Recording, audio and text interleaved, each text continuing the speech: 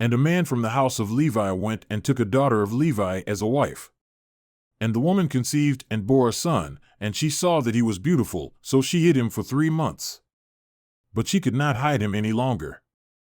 So she took for him an ark of papyrus reeds and covered it over with tar and pitch. Then she put the child into it and put it among the reeds by the bank of the Nile. And his sisters stood at a distance to know what would be done to him. And the daughter of Pharaoh came down to bathe at the Nile, with her young women walking alongside the Nile, and she saw the ark among the reeds and sent her maidservant, and she took it to her. Then she opened it and saw the child. And behold, the boy was crying. And she had pity on him and said, "This is one of the Hebrews' children." Then his sister said to Pharaoh's daughter, "Shall I go and call a nurse for you from the Hebrew women, that she may nurse the child for you?" And Pharaoh's daughter said to her, "Go." So the girl went and called the child's mother. Then Pharaoh's daughter said to her, "Take this child away and nurse him for me, and I will give you your wages."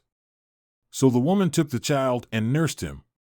And the child grew, and she brought him to Pharaoh's daughter, and he became her son. And she named him Moses and said, "Because I drew him out of the water." Now it happened in those days that Moses had grown up. And he went out to his brothers and looked on their hard labors. And he saw an Egyptian striking a Hebrew, one of his brothers. So he turned this way and that, and he saw that there was no one around. So he struck down the Egyptian and hid him in the sand. Then he went out the next day, and behold, 2 Hebrews were struggling with each other, and he said to the wicked one, "Why are you striking your companion?" But he said, "Who made you a ruler or a judge over us? Are you intending to kill me as you killed the Egyptian?"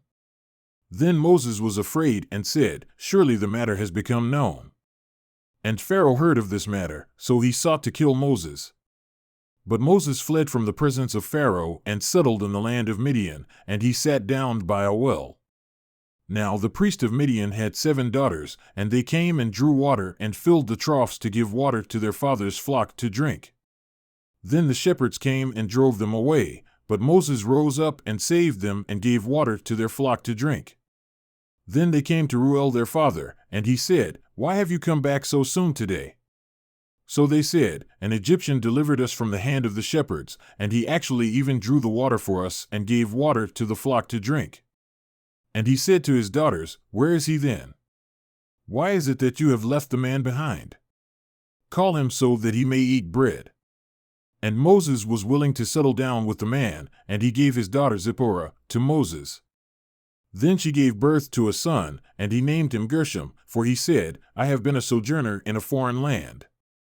Now it happened in the course of those many days that the king of Egypt died.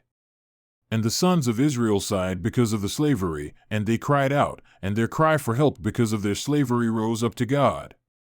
So God heard their groaning, and God remembered his covenant with Abraham, Isaac, and Jacob. And God saw the sons of Israel, and God knew them.